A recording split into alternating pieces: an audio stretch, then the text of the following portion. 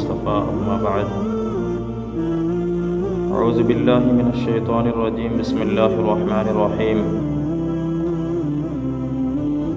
بزرگان محترم، برادران عزیز، اللہ رب العزت کا بے انتہا احسان و کرم ہوا، فضل ہوا کہ اس رب کائنات نے ہم تمام لوگوں کو سال 2023 سے گزارتے ہوئے 2024 عطا فرمایا۔ آج 1 جنوری 2024 ہے۔ میرے محترم بزرگوں اور دوستوں، اس موقع سے ہمارے نبی صلی اللہ علیہ وسلم کی کیا تعلیمات ہیں، ہمارے اکابرین علماء حق اور بزرگان دین کا کیا طور طریقہ رہا ہے، اس موقع سے ہم آپ حضرات کے سامنے اس پر روشنی ڈالنے کی کوشش کریں گے۔ میرے محترم بزرگوں اور دوستوں، ابھی اس ماحول کے اندر، اس موقع سے پورے ملک کے اندر، بلکہ پورے بر صغیر کے اندر جس طریقے سے لوگ جشن منا رہے ہیں، ایک دوسرے کو مبارکباد دے رہے ہیں، خوشیاں منا رہے ہیں، کیا ہمارا اسلام یہی کہتا؟ کیا ہمارے نبی صلی اللہ علیہ وسلم کی یہی تعلیمات ہیں؟ ہمیں اور آپ کو اس بات پر غور کرنے کی ضرورت ہے۔ میرے محترم بزرگوں اور دوستوں، جس طریقے سے ہماری زندگی سے 2023 ختم ہو گیا، اب وہ دوبارہ ہماری زندگی میں لوٹ کر نہیں آئے گا۔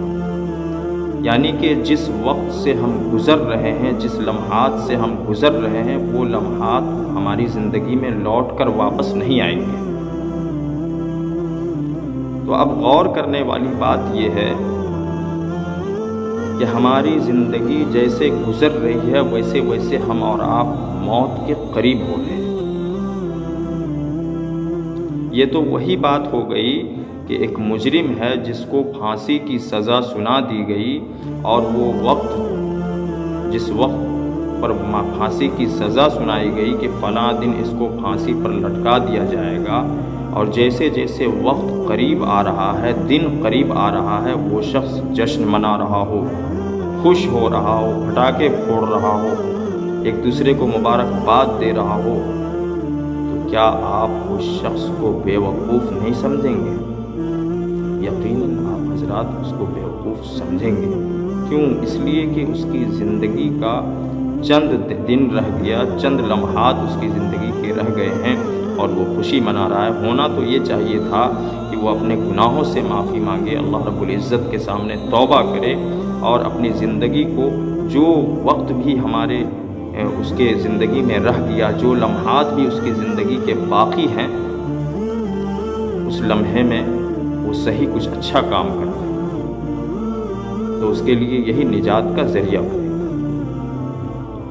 ہمارے نبی صلی اللہ علیہ وسلم اپنی پوری زندگی میں جب بھی اس مہینے کا چاند نظر آتا تو آپ صلی اللہ علیہ وسلم دعا فرماتے، اللہم اہلہ علینا بالامن والایمان والسلامت والاسلام ربی وربک اللہ۔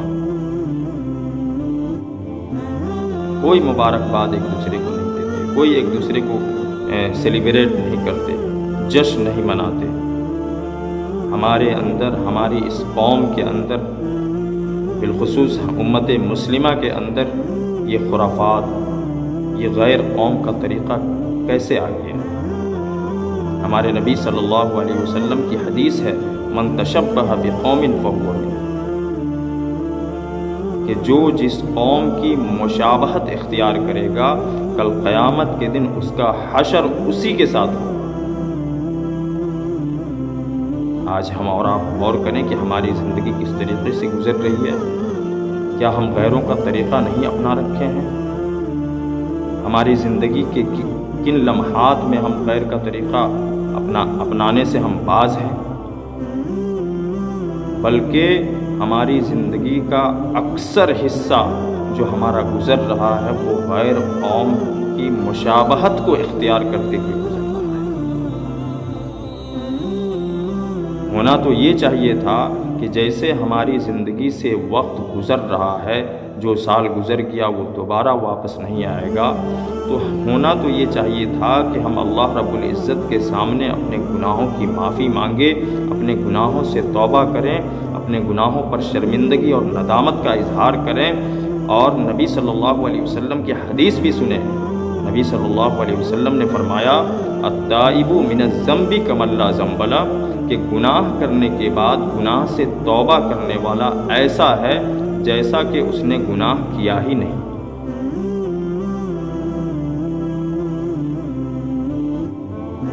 मेरे मोहतरम बुजुर्गों और दोस्तों, हम और आप आज क्या कर रहे हैं? हमारी ज़िंदगी के कितने लम्हात जो हैं वो हमारे अल्लाह रब्बुल इज़्ज़त के अहकामात, नबी सल्लल्लाहु अलैहि वसल्लम के तरीक़े के मुताबिक हमारी ज़िंदगी कितनी गुजर रही है।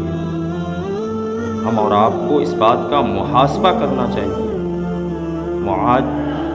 तज्ज़िया करना चाहिए। मेरे मोहतरम बुजुर्गों और दोस्तों, हम यही दुआ करते हैं कि हमारी ज़िंदगी में, आपकी ज़िंदगी में, पूरी उम्मत मुस्लिमा की ज़िंदगी में ये साल ढेर सारी खुशियाँ लेकर आए और हमारे लिए निजात का ज़रिया बने, हमारे लिए खैर व बरकत का ज़रिया बने। हम यही दुआ फरमाते हैं। अल्लाह रब्बुल इज़्ज़त से दुआ है कि अल्लाह रब्बुल इज़्ज़त हम तमाम लोगों को कहने सुनने से ज़्यादा अमल करने की तौफ़ीक़ अता फ़रमाए। वमा तौफ़ीक़